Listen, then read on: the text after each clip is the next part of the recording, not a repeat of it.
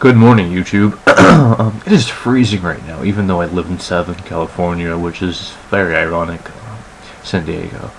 But I wanted to get on here, and I actually made a video over the summer, and I entitled it Why Religion is Wrong, and I would like to clarify some points on that video, or just the concept of it in general.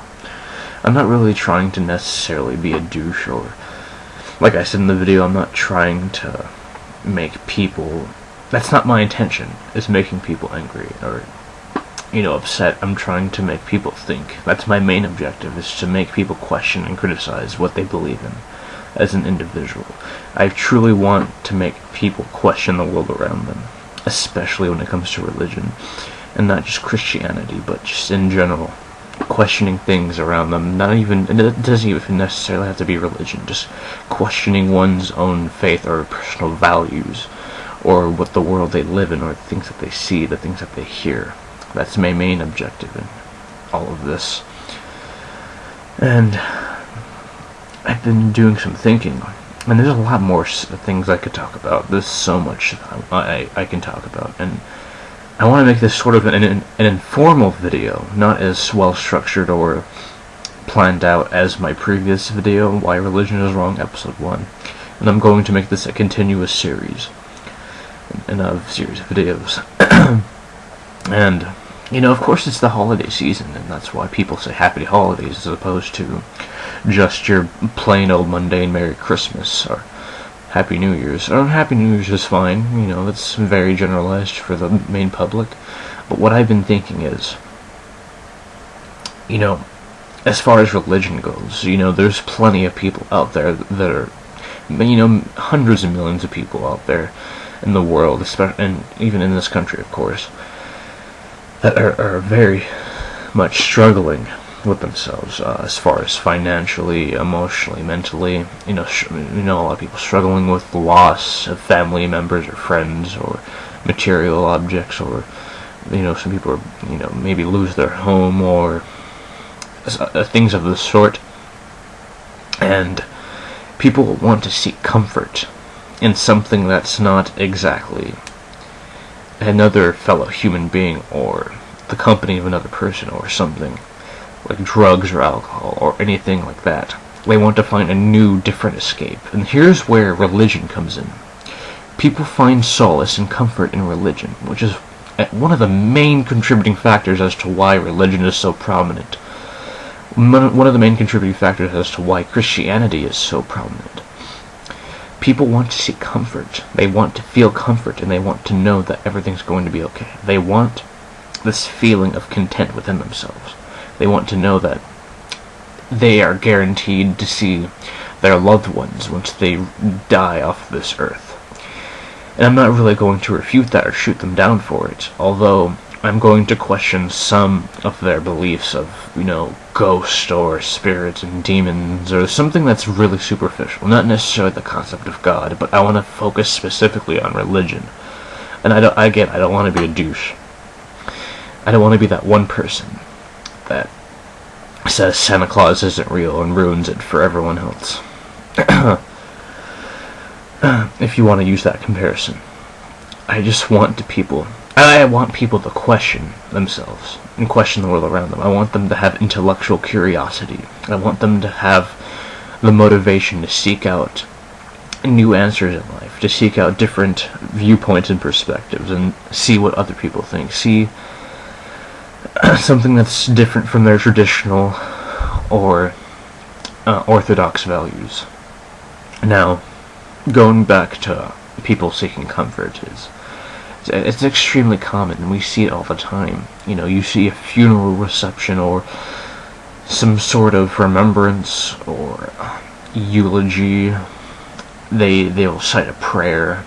They'll say he's in heaven, or he'll rest in peace, which is also not necessarily directed to religion, but it's similar. They'll probably, a lot of times, if you're Christian, they'll probably quote a lot of things from the Bible, the Old Testament, all this kind of stuff. And I just personally, and I think a lot of people feel like this too, especially those who are atheists, I think that it's a sense of comfort, a large sense of comfort.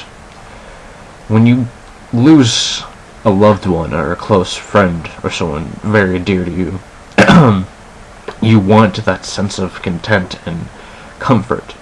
You want to know that they're okay, or you don't want to tell yourself that they're gone, which is why you take an alternative route by saying that they're in the afterlife or they're with God now.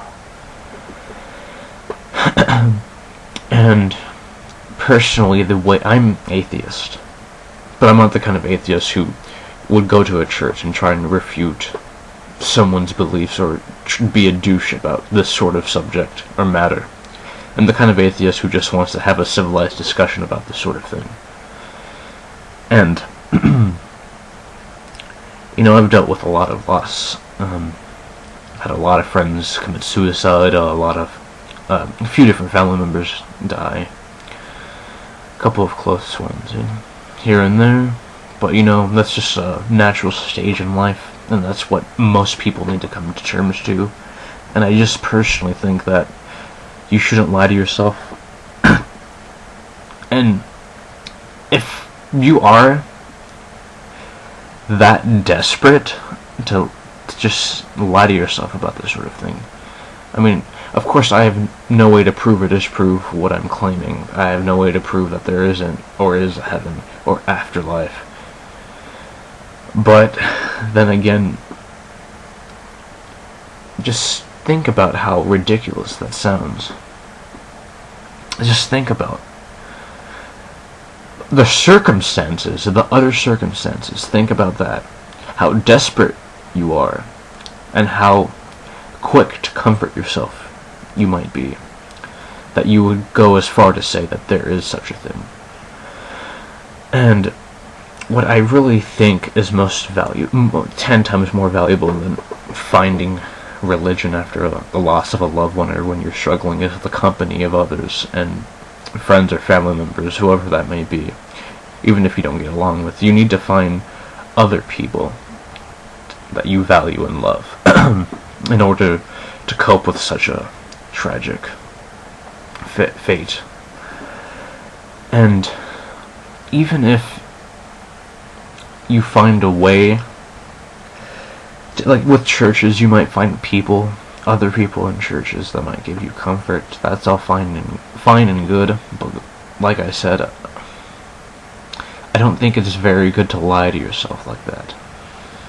Or even if you think it's the ultimate truth, that's substantially what's going to happen, there's still the significant possibility that you're absolutely wrong or incorrect, even if you don't have a way to prove or disprove it.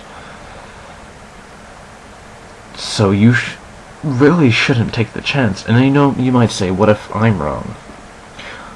Well, if atheists are wrong, then we're pretty much,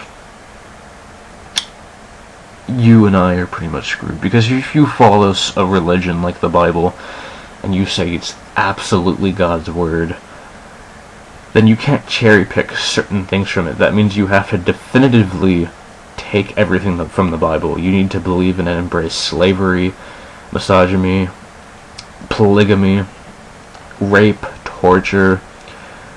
There's so crazy crazy things in the Bible. People like to cherry pick certain things from it, especially hardcore Christians or people who just want to be nice and preach different things from the Bible. They'll take certain when's the last time you ever heard someone preach Leviticus in a positive manner? You always see quotes from all over the place, from every corner of the Bible, except for certain parts of Leviticus, you never see those things being preached as a motivational quote. You never see slavery and torture and rape and death and destruction being preached. And you might say I'm cherry picking. Well, it's ironic because those people are cherry picking as well. They're cherry picking those certain positive parts of the Bible. And going to, I've heard a very recent argument from someone that humans have developed empathy and morals and morality from Christianity and from the Bible and from religion, when that's simply not the case. It's quite the other way around. And religion has adopted the factors of empathy and human morality and taken it as their own and changed it around.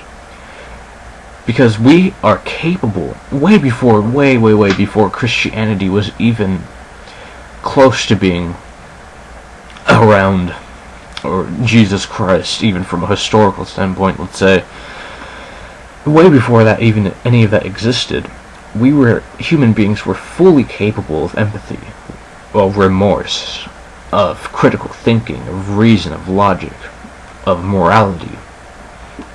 And all of that might even be subjective because it depends on your definition of all those things. But let's just say empathy. Being able to sympathize or empathize with another person, being able to understand them, being able to question the world, question the actions that we do, question other people's behavior, question everything that happens in existence. The fact that we have that capability is just sure evidence that,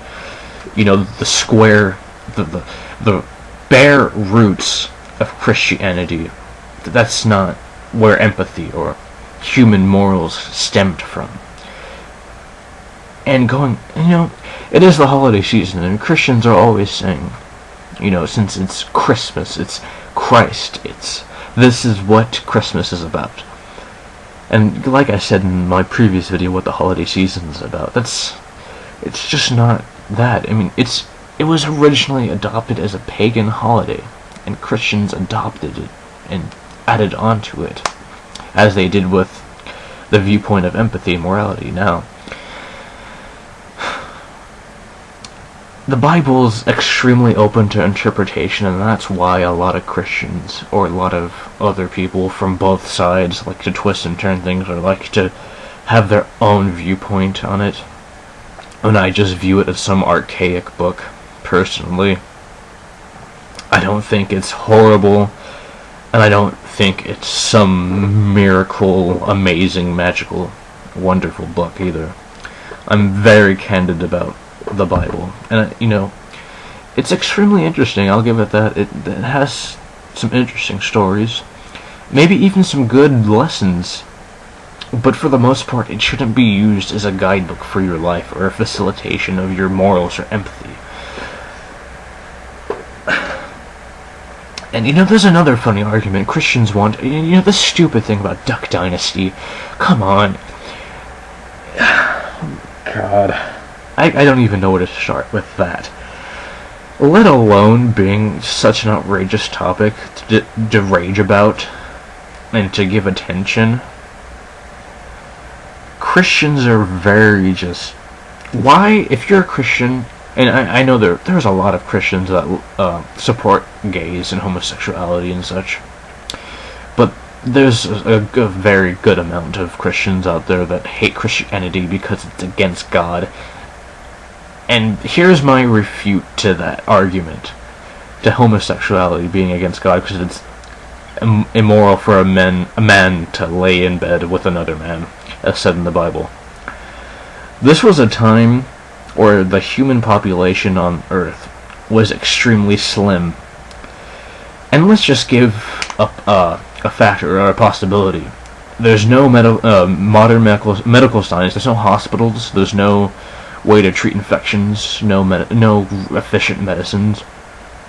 So having a child during that time, especially, was extremely strenuous on both parts, for everyone's part, and it was an extremely momentous thing to happen. And you're going to take chances with something like that. And many times mothers died in childbirth, obviously, and sometimes even the baby too. So you can see why homosexuality at that time, and from a historical standpoint, was extremely viewed as disgusting or contemptuous or just horrible, as said in the Bible. But we're at a point in human history, or whatever you want to call it, we're at a point where we've reached the peak of the human population on Earth, to a point where we can barely even sustain ourselves if we go any further as far as population goes. And I believe, people say it's roughly around 6.5 to 7 billion people on Earth. And I think it's about time that we stop worrying about homosexuality, because maybe it's not that bad of a thing as many people claim it to be. And that's pretty much my main argument to it being immoral. It being immoral towards God. And because, from a historical standpoint, it was immoral during that time, it was immoral because you needed to procreate in order to continue the species, to continue evolution, or to continue the what's the word?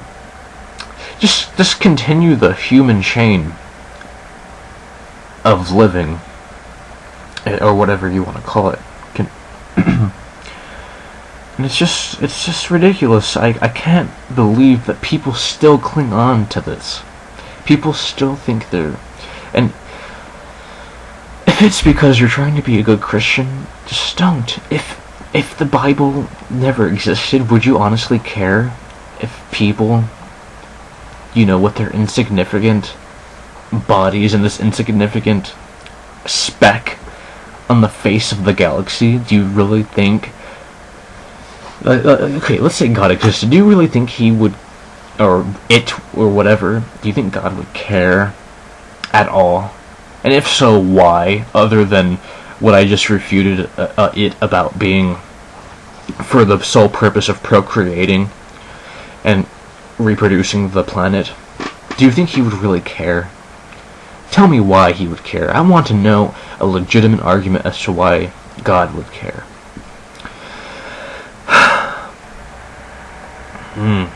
There's so much to talk about. I'm just touching the tip of the iceberg on this subject. And obviously, you can tell I woke up and I'm extremely tired. My bag's under my eyes. But I wanted to talk about this because it's something that's been extremely rampant in my mind. And it's just good to talk about it. And this sort of thing. Now, I hope you guys are having a wonderful day whenever you're viewing this. And I hope you guys have a wonderful Christmas, if it is before Christmas that you're viewing this. And if not, then I hope you have a Happy New Year's, and if not that, I hope you guys have a wonderful 2014. And I'll probably make another video continuing the series. I have so much to talk about. But I'm just, like I said, touching the tip of the iceberg, and I hope you guys have a fabulous day.